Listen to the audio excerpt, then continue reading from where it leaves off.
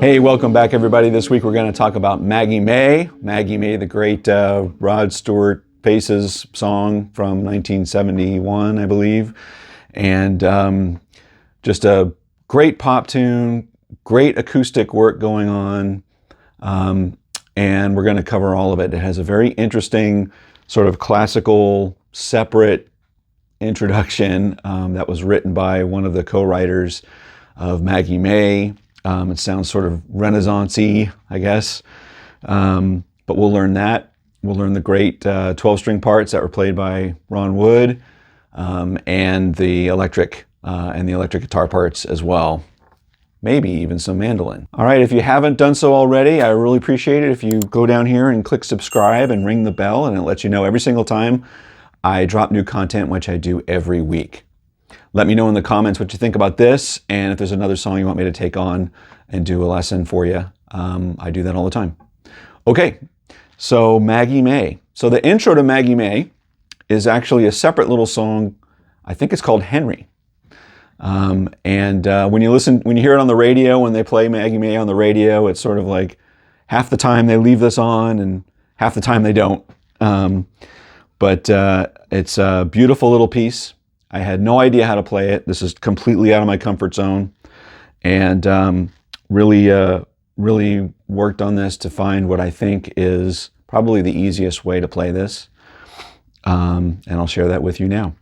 Okay, so from a theory standpoint, there's basically, I guess there's two sort of sections to this song. There's one that's sort of a bouncing, it's sort of rooted in A minor. So we're going to be messing around in A minor, C, G, most of the time. And then it repeats that line twice. And then it plays a different line that's based in E minor. And then it plays that twice. And they're two totally, completely different, but they go together very well. All right. So looking on YouTube, there's 1,000 different ways that you could play this. And I wasn't able to find actually how the writer actually played this. I haven't seen any visual performance of him doing it. But I try and keep this to what's the easiest? What is the easiest sort of where your hand is mostly in the same sort of place to get everything that you need? And that usually gets you set up for the way that it's heard on the record, right? So mostly, in my opinion, for this A minor riff, you're doing most of the work right up here on this, based off of this A minor position. And of course, I have a classical guitar, nylon string. You don't have to, you can have any 6 string. Now you could play this anywhere up and down the neck, and I've seen people do a lot of jumping between here and do a lot of the work down here. I just feel like everything is very cleanly right here. So what you see over my shoulder is the positions. I think that'll set you up to get this easy. So I'm gonna run through it one time. I'll run through the A minor sequence one time. And then I'll do it a little more slowly following that. Here we go.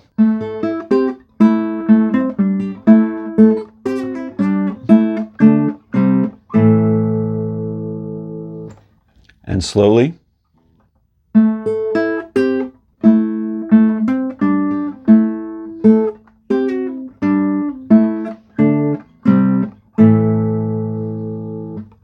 Okay, so what's happening there? It's sort of bouncing between A minor, C, right? So when you do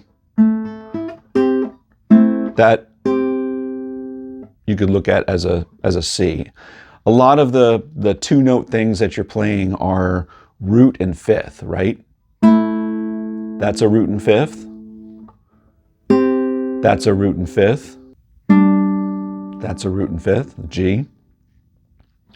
And so a lot of that little bouncing line that's happening, it's based off of that. So a couple of the nuances.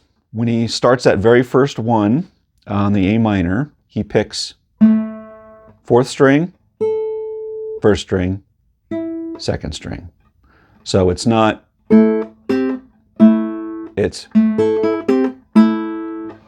ba-da-da-da-da.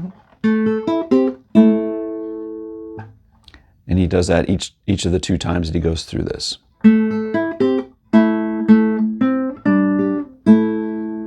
So that was A minor, C, A minor, and then it's a G, A minor, A minor, and then I guess this is based off of that C shape, but he does a little run on that. And I guess you could pick it, or I think it might be a no-no in classical music that you do. I think maybe you're supposed to own, each finger is supposed to own a fret. I think I remember that. And you're supposed to use your finger, whatever, with the rules. But that's what's happening there. So all the way through, he just plays that.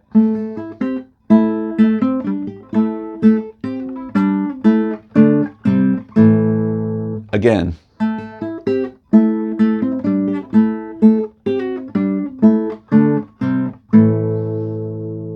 Okay, and those last three are very easy, right? They're just portions of your D, C, A. Again, those are all roots and fifth.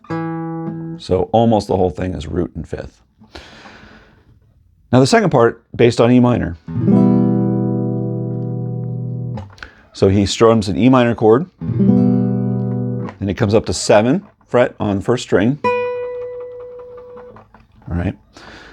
So I'm playing most of this down here. So I've got a couple things that I grab up here, and then the rest of it's going to be down here in first position for me. Again, you could play it more up here, but it feels more right down here. So strum an E minor, grab that 7th, and then the 5th fret, and you're going to start adding bass notes. And the first bass note you're going to come to is an open D string. So you're going to play that 5th fret first fret, 5th fret first string, and the open D. And then we're going to get a D. Now we're down here in first position. You're going to put your index finger on 2nd fret D, which is your D string, which is your E note. And on your first string, you're going to grab a G note, and you're going to either pull off or use your both fingers to do either this, or if you can do that, you're better than me. I do this, so I think I'm cheating, but then your B note on A string and your D note on B string, and then your low E and your high E.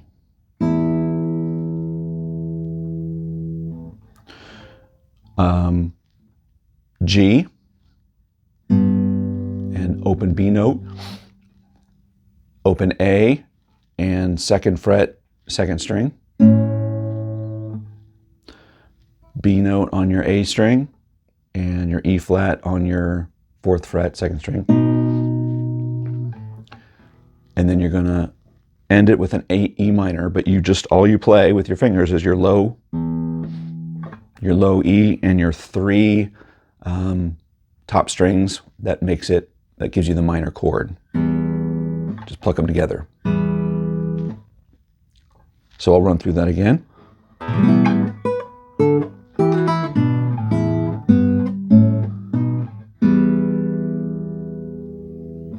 One more time slowly, slower.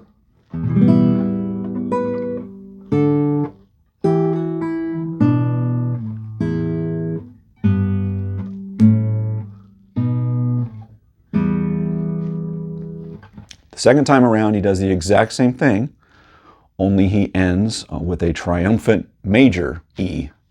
So instead of doing this, you're doing this, just a regular E chord. But same picking of the strings. First string, third string, okay? So let's run through that one more time all the way through on the second, the E minor passage.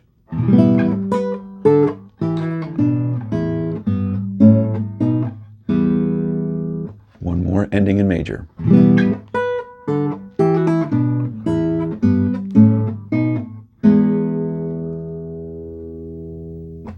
And that's it. That's Henry.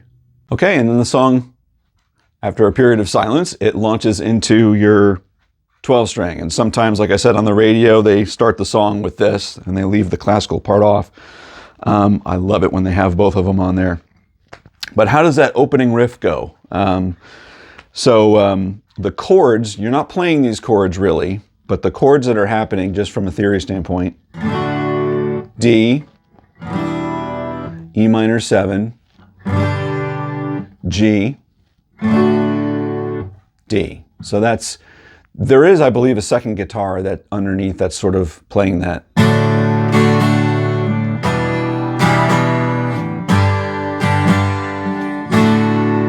So that's happening underneath. But the main riff that you're hearing is this. You're living from the D string down. And again, it's played on a 12 string. So you want to hit that D really hard to launch it. Here's the fingering. And you slide down to part of a G chord. So you're adding that note on the second string. Then G again. And then the notes that you're trying to get to are, those are what you're doing. Now there's a couple ways you could do that. Not like that, but you could slide up. It's hard to hear on the record if he's sliding or not. Sometimes I think he is, sometimes I think he's not. But for sure, you can do that. That sort of violates my rock and roll player's skill. I know I might get hammered for that, but a lot of times when you're doing a stretch like that, you find out later that nobody's doing that. So it's either or some variation of that, or you could build that off of a D chord up here.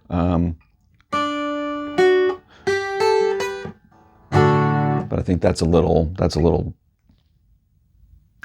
suspect too. So I'm going to go with either way. If you've got the ability to do that stretch, I think that sounds great and probably sounds best. You can also just let those other strings ring out, jump up here on the B string or on the E string and hit that. Right? So again,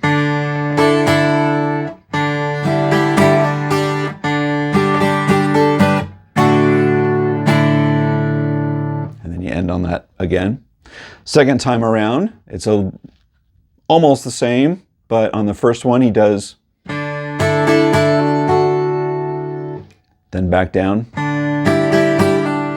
same, and then you launch into the song. And the first chords I always thought was D, D, A, but one of the guitars, if not both of them, is actually doing, it hits that G chord. And then you're into it, right?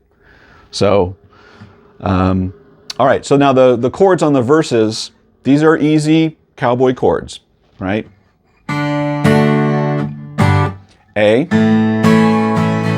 G, D, A, G, D, G, D, G, A, first new chord, E minor, F sharp minor, E minor, and then add this little seventh note. This is the third fret on the second string. So it's almost like you're going to do a, but you don't go that far. You're just adding that note. Right? Yeah.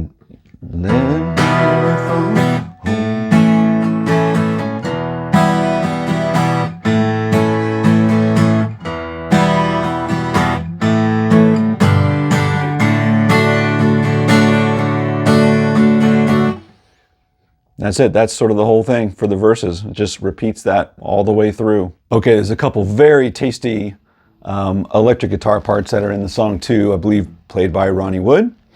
And sounds very much like it's a Les Paul on a middle pickup position. And very sort of lo-fi sounding. I'm not able to sort of match totally the tone on there, but let's talk about the part, right? So, you know, the song's mostly in sort of key of D.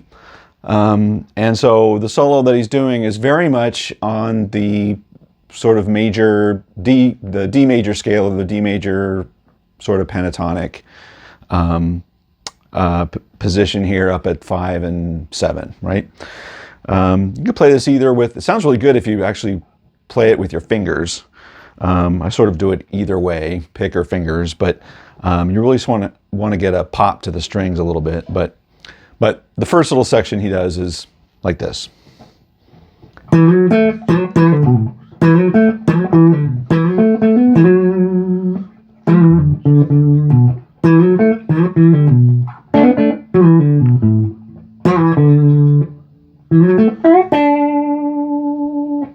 So that wasn't in time. You know, so that's what it sounded like with fingers. Here I've got a pick.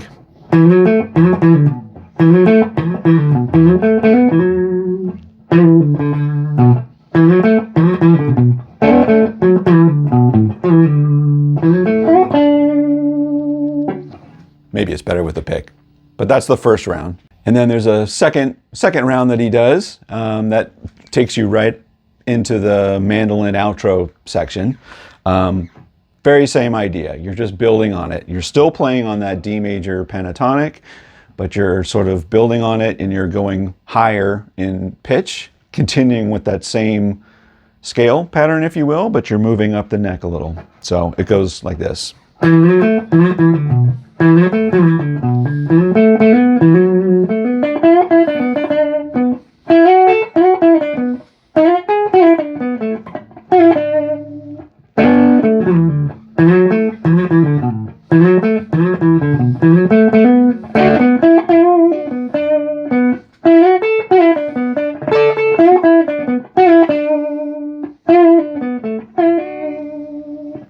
And he has a little lick that plays a little bit over the mandolin part, or something like that. But it's all the same. It's all the same D major scale. And actually, this song happened to be. This is if that D major soloing position is something that's new or unfamiliar to you, this is the perfect song to master that sort of scale where you move up the neck, because that's exactly what he does. So you're building off of this D position. It's the same thing. If you start that from there, it's everything is there. Everything is there from that lick.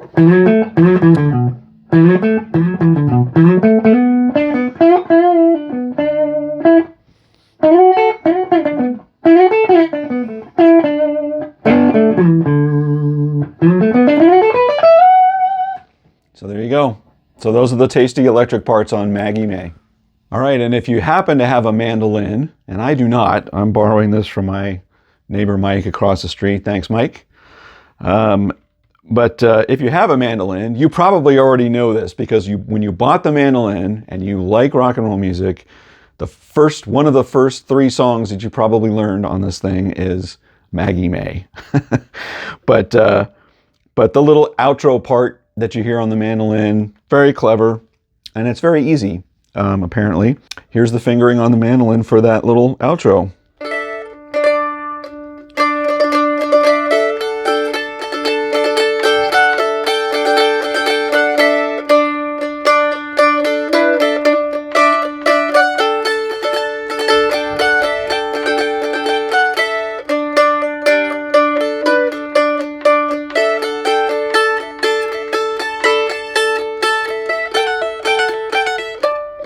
And so forth, just sort of improvising on that. But that's it. All right, well, that was Maggie May. What a great little tune, right? Tell you what, if you can nail that Henry part in the front, everyone's jaws will drop. Because everybody sort of knows the major basic verse, chords. Nobody plays that intro, but work on that intro and you will amaze your friends. So I hope you learned something new today. That's Maggie May. Let me know in the comments what you think, and if you haven't done so already, appreciate if you could go down and click subscribe and ring the bell. It helps us out a lot, and it also lets you know whenever I'm dropping a new lesson, which I do every week. Let me know if there's another song you want me to do a lesson like this, and until next week, take care, everybody.